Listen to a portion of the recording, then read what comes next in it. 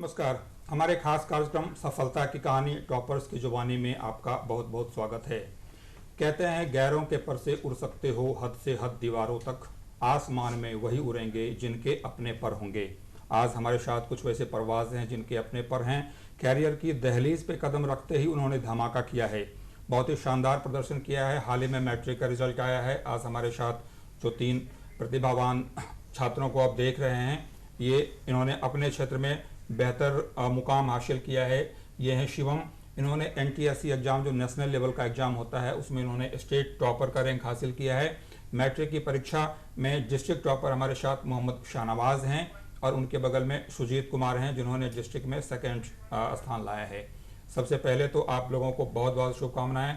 बहुत ही शानदार प्रदर्शन आपने किया है और उसमें मैं आपको बता दूं कि ये सभी कहीं ना कहीं ग्रामीण स्कूलों से ताल्लुकात रखते हैं। तो यह भी साबित होता है कि जो गांव में प्रतिभा पलती है, गांव में प्रतिभाओं का पोषण अगर सही तरीके से हो तो निश्चित तौर पे पल्लवित और पुष्पित वो प्रतिभा होती है। चर्चा की शुरुआत में शिवम से करना चाहूँगा। शिवम, एनटीएससी का एग्ज़ाम वाकई नेशनल लेवल का होता है और बड़ा एग्ज़ाम माना जाता है, खास करके मैट्रिक लेवल पे। आपने स्टेट में पहला स्थान उसमें लाया है, बेहतर अंक लाया है।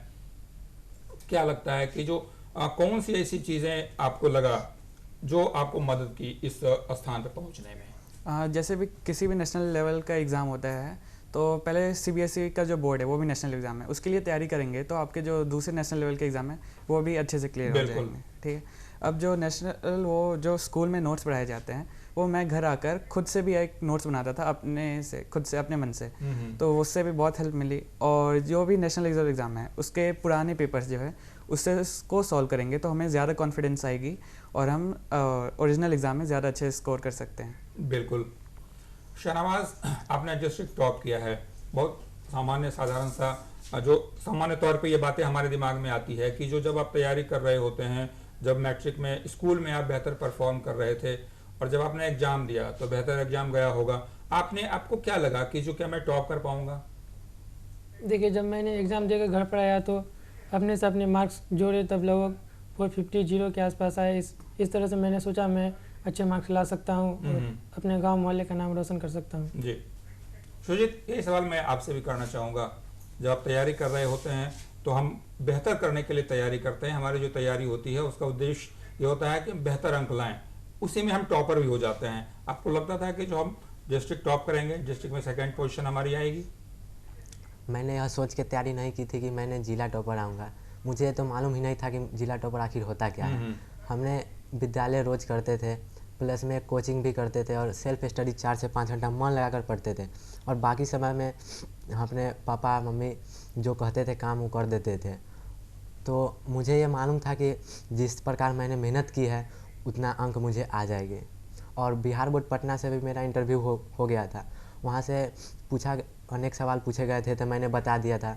तो वहाँ से बोला गया कि बेटा तुम बहुत अच्छे अंक प्राप्त कर लिए हो, तुम्हें बहुत अच्छा अंक मिला है। तो मुझे और यह जानकर बहुत खुशी हुई कि जिस प्रकार मैंने मेहनत की उसका फल मुझे मिल गया।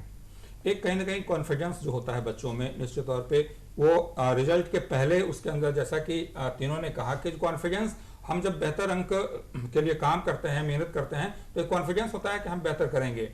अब तीनों से मैं एक ही सवाल लेना चाहूँगा, सेल्फ स्टडी। कई बार ऐसा होता है कि जिस तरीके से आपाधापी पढ़ाई का भी ट्रेंड चेंज हो रहा है, स्टडी मटेरियल्स नेट पे बहुत उपलब्ध हो रहे हैं, कोचिंग की बिल्कुल भागम भाग वाली स्थिति हो गई है, उसमें कहीं ना कहीं ये सवाल निश्चित तौर पे उठता है, क्या सेल्फ स्टडी कितना महत्वपूर्ण हमारे लिए होती है, सेल्फ स्टडी का रोल कितना महत्वपूर्ण हमारे लिए होता है? शाहनवाज, आप बताएं कि जो सेल्फ स्टडी के अलावा बहुत सारे मटेरियल्स होते हैं, कोचिंग होता है, ट्यूशन है, तो लेकिन सेल्फ स्टडी को हम कहाँ पे रखते हैं? जी, सेल्फ स्टडी आप जितने भी मार्क्स लाते हैं उसमें 50% मार्क्स लाने में योगदान देता है। अपने से आप 4-5 घंटा सेल्फ स्टडी करें, ये आपके लिए बहुत अच्छा रहेगा और अच्छे अंक प्राप्त कर सकते हैं। सेल्फ स्टडी कैसे करते हैं? सेल्फ स्टडी में हम मटेरियल्स को पढ़ते हैं या बहुत सारे नेट से चीज़ों को लेते हैं? किस तरीके से आपने सेल्फ स्टडी किया सुजीत? सेल्फ स्टडी में जो सर हमारे विद्यालय के थे वो जो हमें मार्गदर्शन कराते थे, वहाँ पर घर पर जाकर उसी को बनाना, बोर्ड पर मैथ का रिवीजन करना, साइंस को पीछे जो हो गया है पिछला पढ़ाई उसी को पढ़ना, प्रीवियस ईयर का जो क्वेश्चन है उसे अपना से बनाना, कॉन्फिडेंस कर लेना कि मुझे अब इस तरह का क्वेश्चन मुझसे बन जाएगा। इसी तरह सेल्फ स्टडी 4 से 5 घंटा अगर पढ़ लेते हैं मन लगाकर तो हमें अच्छे अंक प्राप्त हो जाते हैं। ये ज़रूरी नहीं है कि 10 घंटा हम पढ़ें। 10 घंटा पढ़ने में ये ज़रूरी नहीं रहता कि हम 10 घंटा पढ़ें, उसमें मन लगाकर अगर हम 4 से 5 घंटा भी पढ़ लेंगे तो हमें बहुत अच्छे अंक प्राप्त हो जाएंगे। पढ़ने के घंटों को लेकर वाकई लगातार ये होता है कि जो खूब पढ़ रहे हैं बच्चे, लगता है कि 16 घंटे पढ़ रहे हैं, 18 घंटे पढ़ रहे हैं, इस पे क्या लगता है शिवम की जो क्या घंटे मायने रखते हैं या खूब मन लगा के पढ़ना मायने रखता है, कम समय में भी बेहतर हो सकता है, या मेहनत का कोई दूसरा विकल्प नहीं है, मेहनत आपको करनी ही करनी होगी? ज़्यादा पढ़ने से तो ज़्यादा हमारा दिमाग भी है, ज़्यादा देर तक सोच नहीं सकता है, कुछ देर तक ही सोच सकता है, तो ज़्यादा पढ़ने का ज़रूरत भी नहीं है। अगर हम मन लगाकर कुछ देर तक ही पढ़ेंगे तो हमें ज़्यादा भी समझ में आएगा, हम ज़्यादा अच्छा भी कर सकते हैं। लेकिन कई बार ऐसा होता है कि जो आप जैसे साइंस है या मैथ्स है, इसको अगर आप छोड़ दें तो दूसरे सब्जेक्ट में हमें याद बहुत करना होता है, उसके लिए आपको समय देना होगा, तो समय तो आपकी पढ़ाई जो है समय तो मांगती है। अब जैसे संडे आते हैं, हर एक वो छुट्टी का दिन हो गया, तो आप पुरानी चीज़ें उस समय में हम रिवाइज़ कर सकते हैं, तो उससे हमें ज़्यादा दिन तक भी याद रहता रहेगा और हम उससे ज़्यादा अच्छा भी कर सकते हैं। शाहनवाज, कितने घंटे आप पढ़ते थे? जी करीब 12-13 घंटा पढ़ाई करता था। 12-13 घंटे मैट्रिक की पढ़ाई, मुझे लगता है कि 12-13 घंटे बहुत होता है। 12-13 घंटे में आपने कैसे उसको क्लासीफाइड किया कि जो साइंस पढ़ना है इतना, मैथ्स पढ़ना है इतना? आपका सबसे फेवरेट सब्जेक्ट कौन था जिस पर आप ज़्यादा समय देते थे, या फेवरेट सब्जेक्ट पे कम समय देते हैं इसलिए कि वो हमें पहले से समझ में आती है? जी मैथ मुझे पढ़ना बहुत अच्छा लगता है जी। मैं इसे ज़रूरत के हिसाब से पढ़ाई करता था और समझ में आता तो बाद में अंतिम में पढ़ाई करता था, और जो नहीं आता है मैं उस पर ज़्यादा ध्यान दिया करता था। कौन सा ऐसा सब्जेक्ट लगा कि जो इस पर खूब मेहनत करने की ज़रूरत है, जो कमज़ोर सब्जेक्ट था आपका? मैंने आर्ट्स में थोड़ी ज़्यादा बहुत मेहनत की है, और उर्दू हिंदी लगभग सब ठीक से पढ़ाई की। सुजीत, जो सामान्य तौर पे जो बच्चे कहते हैं कि जो सबसे जो उनका पसंदीदा विषय होता है जो वो मैथ्स है, साइंस है, लेकिन आर्ट्स भी एक मार्क्स हमें आगे बढ़ाने में लिए उसकी भी भूमिका होती है। आपने कैसे आर्ट्स की हिस्ट्री की, ज्योग्राफी की, सिविक्स की कैसे तैयारी की, लिटरेचर की? ये सब की तैयारी मेरे विद्यालय में राकेश सर भी कराते थे। वो हमेशा मुझे हर विषय की अलग अलग क्लास लेते थे, मोटिवेट करते थे, ये सब पढ़ो, घर पर जाओ, सेल्फ स्टडी 4 से 5 घंटा मन लगाकर पढ़ना। तो वहीं से मुझे राकेश सर ही मुझे मोटिवेट किए ये सब्जेक्ट को अच्छे से पढ़ना, तो हम यहीं से ये विषय को पढ़ें। एक चीज़ शिवम मैं जानना चाहूँगा कि जो किताबें जो होती हैं खास करके कोर्स की, उसके अलावा जो किताबें होती हैं, जो रेफरेंस की बुक्स होती हैं या जो सब्सिडरीज बुक होती हैं, उसका कितना योगदान होता है? हम तो एक किताब अगर एक है हमने उसे ख़त्म कर लिया तो फिर हमें और दूसरी किताबें पढ़नी चाहिए या फिर उसी को रिवाइज करते रहना चाहिए? एक बुक ख़त्म हो गया है, अगर उसमें ज़्यादा अच्छे सवाल है तो वो करते रहने चाहिए हैं, लेकिन अगर उसमें जो ज़्यादा कम अच्छे सवाल नहीं है उसको नहीं करना चाहिए, फिर हमें दूसरे बुक्स को भी ट्राई करना चाहिए। हमें ज़्यादा अच्छे क्वेश्चंस की भी प्रैक्टिस होगी और हम ज़्यादा अच्छे क्वेश्चंस भी सॉल्व कर सकते हैं, सारे चीज़ हमें पता चल जाएगी क्या क्या करना है हमें। शाहनवाज, रटना कितना महत्वपूर्ण होता है कि कहते हैं ना कि इसे रट लो, वो ये चीज़ें समझ में नहीं आई तो रट, तो क्या वो अस्थायी होती है चीज़ें? हम रटना कितना महत्वपूर्ण होता है छात्रों के लिए? जब आप रट लेंगे तो आप सिर्फ एग्ज़ाम दे सकते हो, उसके बाद आप उसको भूल जाएंगे। इसलिए आप उसे समझे अच्छे से, किसी अन्य तरीके से समझ कर उसे याद कर ले तो आपको याद रहेगा लंबे समय तक। इसलिए रटना ज़्यादा ज़रूरी नहीं है। लेकिन कुछ सब्जेक्ट जैसे आप हिस्ट्री हैं तो उसे तो आप समझेंगे नहीं, रटेंगे नहीं। हिस्ट्री में कुछ बातें ऐसी होती है जिसे कहानी के तौर पर समझ कर हम उसे याद कर सकते हैं, समझ सकते हैं। बहुत अच्छी बात। मैं यही जानना चाह रहा था कि जो पढ़ाई को जो टॉपर्स होते हैं वो दूसरे तरीके से पढ़ते हैं, जैसे हम किताबें हिस्ट्री के ये नहीं बल्कि उसको कहानी के रूप में ढाल के पढ़ते हैं। सुजीत, सबसे पसंदीदा विषय कौन सा है आपका? मेरा सबसे पसंदीदा विषय विज्ञान हुआ। बाकी सब विषय पर मैं उतना ही टाइम देता था, पर लेकिन साइंस पर थोड़ा बेसिक दे देता था। साइंस में क्या अच्छा लगता है, क्यों अच्छा लगता है साइंस में?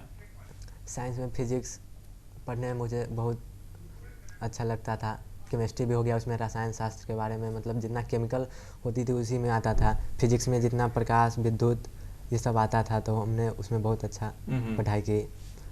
बायोलॉजी जिसमें भी बहुत सी मानव विज्ञान के बारे में पढ़ाया जाता था, वो भी मुझे बहुत अच्छा लगती थी, तो उसी पर भी मैंने पढ़ा। शिवम, स्कूल ये मैं शाहनवाज आपसे ये क्वेश्चन लेना चाहूँगा कि जो ग्रामीण बैकग्राउंड के जो बच्चे होते हैं, गांव में वो पूरा संसाधन नहीं होता है, उतने रिसोर्सेज की कमी होती है। आप नेट भी उतने नेट फ्रेंडली बच्चे नहीं होते हैं, नेट पे भी चीज़ों को नहीं निकालते हैं।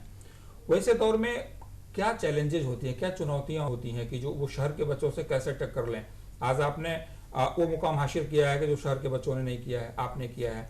तो क्या लगता है गांव के बच्चों के लिए क्या संदेश देना चाहेंगे कि गांव में रह के ऐसा नहीं है कि आप टॉपर नहीं बन सकते हैं? ये आप मन में ठान ले कि मैं अच्छे से पढ़ाई कर सकता हूँ, तो आप यही इच्छा रखें कि मैं फर्स्ट नहीं बल्कि अच्छे नंबर, अच्छे स्थान प्राप्त करूँ, बिहार में अच्छे रैंक प्राप्त करूँ। यह बात जब आप सोच लेंगे तब आप में पढ़ने की लालसा जगेगी और आप अच्छे से पढ़ाई कर सकते हैं। जब आप पढ़ाई करते हैं तो उसमें काफ़ी मुश्किलों का सामना करना पड़ता है। यदि आप कोई सवाल नहीं बना पा सकते हैं तो आप अपने बड़े छोटे से संपर्क करें, अन्यथा टीचर के पास आप जाकर उसका हल ढूंढ सकते हैं। एक सवाल हमेशा आता है सुजीत, भाषा को लेकर, इंग्लिश को लेकर। कहते हैं कि जो ग्रामीण बैकग्राउंड के बच्चे होते हैं, जो सरकारी स्कूल में अंग्रेज़ी की जो पढ़ाई होती है, वो पढ़ाई तो होती है लेकिन वो माहौल उस तरीके से नहीं होने के कारण आमतौर पर कहा जाता है कि बच्चों की अंग्रेज़ी कमज़ोर होती है। आप दोनों ने अंग्रेज़ी में भी बहुत अच्छा नंबर लाया है। जो टॉपर होता है उसे निश्चित तौर पर हर विषय में अच्छे अंक आते हैं। तो आपने अंग्रेज़ी को क्या लगता है किस तरीके से आपने अंग्रेज़ी को पढ़ा, अंग्रेज़ी की तैयारी कैसे की? बोझ तो नहीं फील होता था कि जी ये इंग्लिश है? ऐसा बोझ नहीं होता था कि ये इंग्लिश है। मैं शुरू से ही इंग्लिश पर, मेरे विद्यालय माध्यमिक विद्यालय में ही बहुत अच्छे अच्छे टीचर थे, वो भी इंग्लिश अच्छे से पढ़ा देते थे। तो वहीं से मैंने माध्यमिक विद्यालय से इंग्लिश पढ़ना सीखना, मैंने वहीं से मेरा सब इंग्लिश का क्लास वहीं से शुरू हुआ था। शाहनवाज, आप बताओ। जी, इंग्लिश भी आगे चलकर काफ़ी सहायक विषय है। अब भारत से बाहर कहीं भी जाओगे तो आपको इंग्लिश बोलना ही पड़ेगा, क्योंकि वहाँ हिंदी भाषा चलती नहीं है, इसलिए आपको इंग्लिश पर शुरू से ही ध्यान देना होगा। NTSC एग्जाम को हम थोड़ा सा शिवम ये करें तो बच्चों को साइंस, फिजिक्स, केमिस्ट्री, इन चीज़ों के अलावा उसमें रीजनिंग बड़ा बहुत महत्वपूर्ण होता है, या जो नॉर्मल जो रीजनिंग्स होती हैं उस पर बड़ा फोकस उस पर होता है। वो किस तैयारी आपने कैसे की? इसलिए कि वो 9th 10th में बच्चों को सिलेबस में पढ़ाया नहीं जाता है, उसे हमें पढ़ना पड़ता है, उसे हमें सीखना होता है। तो वो कैसे आपने रीजनिंग को कैसे आपने स्ट्रॉन्ग बनाया? रीजनिंग, मैथ्स भी एक तरह का रीजनिंग का ही सब्जेक्ट है। मैथ्स भी अच्छी होगी तो रीजनिंग अच्छी हो जाएगी। अब किसी भी रीजनिंग के लिए हम कोई एक्स्ट्रा बुक ले सकते हैं, स्टैंडर्ड बुक ले सकते हैं, तो उसके सवाल करेंगे तो हमें रीजनिंग के भी अच्छी प्रैक्टिस हो जाएगी और साथ साथ मैथ्स भी अच्छा होते जाएगा उससे। रीजनिंग को कोरिलेट कर सकते हैं मैथ्स से? जैसे आपने खूब मैथ्स अगर बना रहे हो तो रीजनिंग आपसे आसानी से बनता चला जाएगा, या खूब आप रीजनिंग बनाते हैं तो मैथ के जो क्वेश्चंस होते हैं उसे सॉल्व करने में आपको आसानी होती है। कैसे कोरिलेट करेंगे दोनों को? कहीं ना कहीं दोनों है ब्रेन गेम, रीजनिंग भी ब्रेन गेम है और मैथ्स भी ब्रेन गेम है। कैसे आप कोरिलेट करेंगे दोनों को? अब जितने भी रीजनिंग है, रीजनिंग के सारे सवाल मैथ्स पे ही रिलेटेड होते हैं। जैसे उसके जितने भी चैप्टर्स आ गए, जैसे क्लॉक हो गया, कितना डिग्री घुमाए, ये सारे के सारे ये मैथ्स का ही चैप्टर में आ जाएगा। ये सारे के सारे जो भी रीजनिंग के चैप्टर है वो मैथ्स से रिलेटेड ही रहेंगे।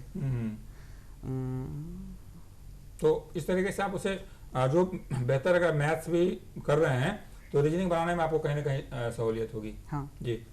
शाहनवाज, एक सवाल मैं आपसे ये करना चाहूँगा, ये मैं सुजीत से भी जानना चाहूँगा। स्कूल की भूमिका, सेल्फ स्टडी, नो डाउट हमें बिल्कुल सेल्फ स्टडी करनी चाहिए और इसकी भूमिका बहुत महत्वपूर्ण होती है। कई बार ऐसा होता है कि जो हम स्कूल को बहुत हल्के में लेते हैं, चलो घर पे पढ़ लेंगे, स्कूल नहीं जाएंगे कोई बात नहीं है, चलो ये क्लास हम बंक कर देते हैं, घर पे ही पढ़ लेंगे। तो क्या इससे कोई फर्क पड़ता है हमारी पढ़ाई पे, हमारे अध्ययन पे, कि जो हम स्कूल अगर बंक कर रहे हैं तो हम कहीं ना कहीं प्रभावित हो रहे हैं? ऐसा लगता है या रोज स्कूल जाना चाहिए हमें? कैसे आप इस चीज़ को बताना चाहेंगे अपने दोस्तों को? स्कूल में अनुभवी टीचर सब होते हैं, वो आपको कुछ न कुछ अन्य टीचर से अधिक ज्ञान दे सकते हैं, इसलिए स्कूल भी जाना आपके लिए ज़रूरी हो जाता है। यदि आपको कुछ अच्छा करना है तो अनुभवी टीचर के पास जाना ही होगा, जो आपको स्कूल में मिल जाते हैं। सुजीत, आप बताइए कि जो एक ये फीलिंग होती है कि चलो आज स्कूल नहीं जाते हैं, आज तो घर पे ही पढ़ लेते हैं, तो क्या हम स्कूल नहीं जाके घर पे पढ़ के उसकी बराबरी कर सकते हैं, या स्कूल जाना चाहिए, रेगुलर जाना चाहिए? ऐसा नहीं होगा, स्कूल रेगुलर जाना चाहिए।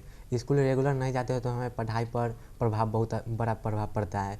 वहाँ स्कूल जाने पर क्या होता है, अलग सब विषय के टीचर्स होते हैं वो मुझे गाइडलाइन करते हैं कि तुम बेटा ऐसे करो, इस हिसाब को ऐसे बनाना। तो एक बार वहाँ पर मार्गदर्शन करा देते हैं और घर पर उस चीज़ को हम अपने बोर्ड पर या कुछ और रिवीजन करें तो स्कूल जाना तो सबसे बड़ी अहम भूमिका यहीं से बनती है।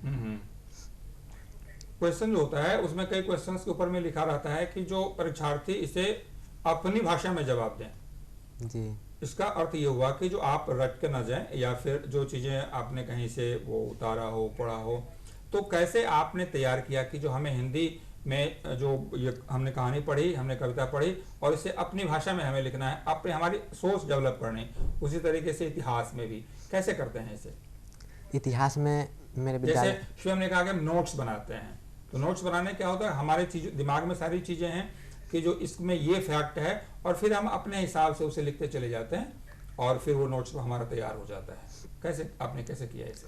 विद्यालय में हमारे सोशल साइंस के अनेक टीचर थे, तो वो सोशल साइंस हिस्ट्री जो पढ़ाते थे वो पहले पॉइंट बाय पॉइंट लिखवा देते थे और हम लोग घर पर जाकर उसे एक कहानी की तरह लिख लेते थे और उसी प्रकार हम उसको एक बार पढ़ लेते थे, एक दिन 2 दिन बीच करके, तो मुझे वो हमेशा याद रहता था। इसमें कोई जैसे हिंदी में भी आप यही करते थे? जी, हिंदी में भी ऐसा ही। वहाँ पर सर जो थे वहाँ पर पूरा किताब का थ्योरी पढ़ा देते थे, फिर घर पर जाना उसे पॉइंट बनाकर उसको लिख लेना कहानी की तरह, उसके बाद उसको एक बार पढ़ लेना कहानी की तरह और रोज एक बार उसको पढ़ लेना था। आप कैसे करते शाहनवाज जी से? जी क्या बोले? जैसे अपनी भाषा में हमने इतिहास पढ़ लिया, उस चैप्टर को हमने पढ़ लिया, फिर हमें उसे नोट्स कैसे उसे तैयार करते हैं, पॉइंट वाइज पॉइंट तैयार करते हैं, लगातार लिखते चले जाते हैं, किस तरीके से आदत डेवलप करते हैं इसकी? आप किसी मुख्य बिंदु के बारे में पढ़ लीजिए, जी। 1 या 2 बार पढ़ लीजिए और उसे अच्छी तरह से समझ लीजिए। यदि आपको वो लैंग्वेज भारी लगता है तो आप उसे अपनी भाषा में सरल शब्दों में लिख सकते हैं। इस तरह से वो आसान शब्द होता है और हमें जल्दी याद हो जाता है और लंबे समय तक याद रहता है। एक चीज़ शिवम आप बताइए कि जो हम जब तैयारी, कोई किसी भी विद्यार्थी, किसी भी छात्र का कमांड हर विषय पे एक जैसा नहीं होता है, लेकिन नंबर सब पे हमें लगभग हमारी उम्मीदें ही होती हैं कि हम नंबर सब में वही लाएं, सभी 100 नंबर के ही होते हैं या सभी 80 नंबर के ही होते हैं, लेकिन कमांड हमें एक जैसा नहीं होता है। तो जिसपे कम है हम कैसे उसको पैच अप करते हैं, कैसे उसको कॉप अप करेंगे कि जो भाई हमें मैथ्स में तो आ जाएगा 100 में 100, लेकिन हिस्ट्री में नहीं आ सकता है, इसके लिए हमें अलग से किस तरीके से उस पर अधिक समय देते हैं, किस तरीके से उसे करते हैं? हिस्ट्री है, जैसे हिस्ट्री तो बहुत ज़्यादा रटने वाले हो सकता है, हिस्ट्री की जगह पे आपको मैथ की जगह पे आपको हिस्ट्री अधिक पसंद हो तो मैथ पे आपको एक्स्ट्रा मेहनत करनी होगी। जैसे इन सब चीज़ों के लिए अगर हम खुद से भी सवाल बनाएं और खुद से भी आंसर लिखेंगे तो ज़्यादा अच्छे से भी समझ में आएगा और सारी चीज़ें को कहानी की तरह ही करते जाएंगे तो ज़्यादा अच्छा रहेगा। तो हमारे दिमाग में वो ज़्यादा देर तक समझ में भी रहेगा और ज़्यादा देर तक हम उसको ज़्यादा देर तक याद रहेगा वो सारी बातें। एक दिक्कत जो आज के बच्चों में आती है वो लिखने को लेकर आती है। लिखने की आदत कंपैरेटिवली कम होती चली जाती है कि जो हम चीज़ों को, हमारे दिमाग में बातें तो रहती हैं, लिखते कम है उसे। तो लिखने की भूमिका, जैसे आपने तीनों ये बात कही, बहुत महत्वपूर्ण और अच्छी बात कही कि हम नोट्स बनाते चले जाते हैं, तो जब आप नोट्स बनाएंगे तो आप लिखेंगे। तो लिखने की जो प्रैक्टिस होती है वो कितना मतलब महत्वपूर्ण होता है, हमें खूब कैसे प्रैक्टिस करनी चाहिए लिखने की, या क्या फ़ायदा होता है? क्या आपने फ़र्क महसूस किया? आपने हिंदी की कोई भाषा खूब लिखी तो क्या फ़र्क महसूस किया आपने? या कोई भी चीज़ लिखेगा तो उसके शब्द आपको याद रहेंगे और आप अच्छे शब्द को जान सकेंगे और अपनी भाषा में जब लिखेंगे तो वो थोड़ा अच्छा लगेगा और आपको समझ में भी आएगा। और आपको शुरू से ही लिखने की आदत डालना चाहिए, इससे आपकी हैंडराइटिंग भी अच्छी होगी और आपको नए शब्द की जानकारी भी हो जाएगी। आप किस विषय में सुजीत खूब लिखा आपने? मैंने तैयारी तो की सभी विषय में मैंने खूब लिखा। लिखने के वक्त जब मैं लिखता था तो इससे क्या होता है, हैंडराइटिंग भी अच्छी हो जाती है, प्लस में शुद्ध लिखना भी आ जाती है। ये सब लिखने से बहुत फ़ायदे होते थे। स्पेलिंग मिस्टेक भी बड़ी ये कॉमन सी चीज़ें होती हैं, वो भी कहीं ना कहीं लिखने से, वो खूब लिखते रहने से स्पेलिंग मिस्टेक दूर होती हैं, ऐसा मानते हैं आप? जी, जैसे कि कोई शब्द नहीं आता है, अगर आप बार बार उस चीज़ को लिखिएगा, आज कल लिखे फिर आज लिखे, तो वो आपके दिमाग में हमेशा आते रहता है, तो आप फिर से दोबारा उसको गलती नहीं कर सकते, नहीं होती है। शुभम, साइंस में जब हम मैथ्स को करते हैं, फिजिक्स केमिस्ट्री को करते हैं, तो आपको क्या लगता है कि जो किस तरीके से हम उसको बांटते हैं घंटे में कि 1 घंटा ये पढ़ना है, 2 घंटे ये पढ़ना है, या जब हमें जो मतलब किस तरीके से आप रूटीन आपने तैयार किया अपने आप को सेल्फ स्टडी के लिए? मैंने हर एक सब्जेक्ट के लिए अलग अलग दिन चुना, एक सब्जेक्ट के लिए कोई और दिन चुना, दूसरे के लिए कुछ और चुना। जो सबसे इजी सब्जेक्ट मेरे को लगता था, आसान लगता था, वो मैं 1 दिन में कर लेता था, और जो सबसे मुश्किल लगता था उसके लिए 1 हफ्ते पूरा देता था। अब फिर मैथ्स मेरे को बहुत ईजी था, वो मैंने जल्दी कर लिया। साइंस हो गया, साइंस में हमें सोचना भी पड़ता है बहुत ज़्यादा, तो उसको लिख लिख के प्रैक्टिस किया, वो दिमाग में भी आ गया, बैठ गया, उसके बाद सब कुछ हो गया। सनवाज, आपने कुछ इस तरीके का रूटीन तैयार किया अपने आप को लेके कि आज ये पढ़ना है, 2 घंटे ये पढ़ना है, 3 घंटे ये पढ़ना है, या जब जो इच्छा हुई पढ़ ली? ये आपको जो सब्जेक्ट सबसे कमज़ोर लगता था, मैं उस पर ज़्यादा ध्यान दिया करता था, और सबसे पहले मैं उसी को पढ़ता था, और उसके डाउट क्लियर हो जाने के बाद जो उसे अच्छा है उसको, और जो सब्जेक्ट हमें सबसे अच्छा लगता था मैं उसे अंतिम में पढ़ाई करता था। सबसे कमज़ोर सब्जेक्ट कौन आपको लगता है? कमज़ोर नहीं, मगर थोड़ा बहुत मुश्किल आर्ट्स लगता है। क्यों मुश्किल आपको लगता है? बहुत सारे बच्चों को आर्ट्स मुश्किल लगता है, कुछ बच्चों को साइंस मुश्किल। आखिर क्यों आर्ट्स आपको, आप टॉपर हैं, आपको आपने अच्छा अंक, उसमें भी आर्ट्स में भी आपने अच्छा अंक लाया, लेकिन आपको क्यों मुश्किल वहाँ पे महसूस होती थी?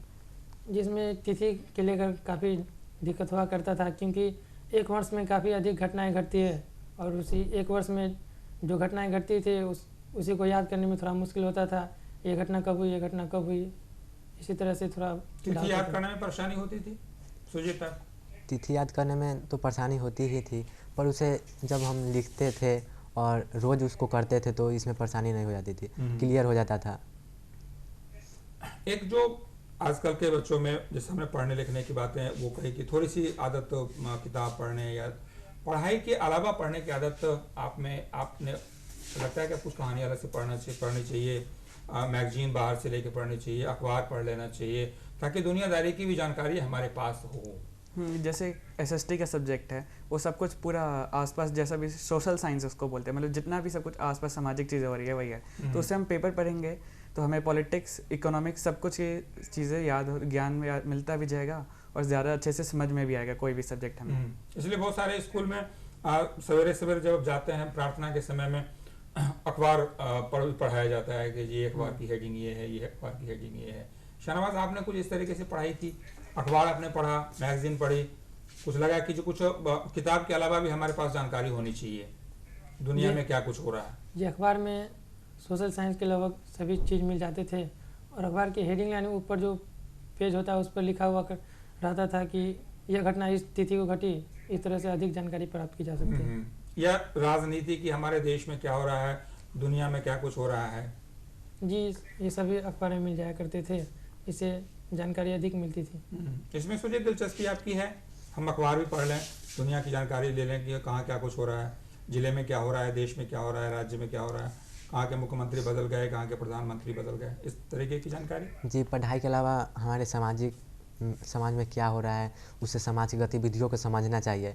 पढ़ाई तो करना ही चाहिए, लेकिन हमें आखिर तो समाज में ही रहना है, वहाँ के कैसे लोग चल रहे हैं, कैसे सीख रहे हैं, क्या कर रहे हैं, हमें कैसे करना है, ये सब हम सामाजिक से ही सीखते हैं। अब आपका लक्ष्य क्या है? जैसे आपने मैट्रिक में बहुत बेहतर किया, +2 आपको करना है, आपका क्या टारगेट है कि हमें क्या बनना है, क्या करना है? मेरा सबसे पहले टारगेट होगा कि हम 11th और 12th बहुत अच्छे से कर ले, उसमें 4 से 5 घंटा सेल्फ स्टडी अच्छे से करें, अच्छे अंक प्राप्त कर ले। उसके बाद ये हो जाएगा तो वहाँ पर अपने आगे जाएंगे तो समझ में आ जाएगा कि मुझे अब कहाँ पर जाना है, क्या करना है। तो +2 क्या आप साइंस लेके पढ़ रहे हैं, मैथ से पढ़ रहे हैं? जी, +2 साइंस से लेकर पढ़ना है। शाहनवाज, क्या आपने कोई टारगेट फिक्स किया है? शुरू से बच्चे, आज की तारीख में शुरू से बच्चे टारगेट फिक्स करते हैं, हमें ये करना है, और कहीं ना कहीं वो बेहतर भी होता है। जब आप किसी टारगेट का पीछा करते हैं तो आप दौड़ना आपके लिए आसान हो जाता है कि हमें उधर जाना है। आपने कोई टारगेट बनाया है कि हमें ये करना है अपनी ज़िंदगी में? जी, मैं आराम से ही डॉक्टर बनने की सोच रहा हूँ, और मैं डॉक्टर बनना चाहता हूँ। अच्छा, तो उसके लिए +2 आप बायोलॉजी लेंगे? जी। मैं आपसे विश्व में ये सवाल करना चाहूँगा। अब मेरे को मैथ्स में बहुत ज़्यादा अच्छी रुचि है, तो मेरे को इंजीनियरिंग करने का शौक, मेरे को इंजीनियर बनना है। तो मैं पूछ दूँ आपसे कि डॉक्टर क्यों बनना चाहते हैं आप? देखिए, किसी भी मरीज को ज़िंदगी देने में या ज़िंदगी बचाने में गॉड के बाद दूसरा स्थान डॉक्टर का ही होता है। मैं डॉक्टर बनकर समाज की सेवा करना चाहता हूँ। अच्छा, मैंने वो करियर के साथ साथ एक लगता है कि जो सोशल सर्विस भी डॉक्टर का जो पेशा है वो देता है। आप क्यों इंजीनियर बनना चाहेंगे शिव? इंजीनियरिंग में मतलब टेक्नोलॉजी की सारी चीज़ें होती है और आजकल टेक्नोलॉजी बार बार चेंज होते जा रहा है, तो मेरे को टेक्नोलॉजी में बहुत ज़्यादा रुचि है, इसलिए मेरे को इंजीनियरिंग का फील्ड ज़्यादा अच्छा लगता है।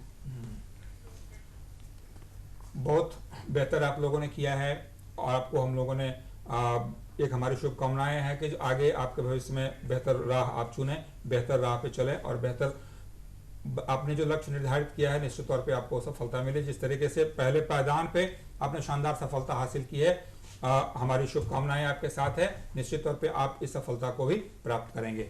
बहुत बहुत धन्यवाद आप लोगों का। धन्यवाद। थैंक्स।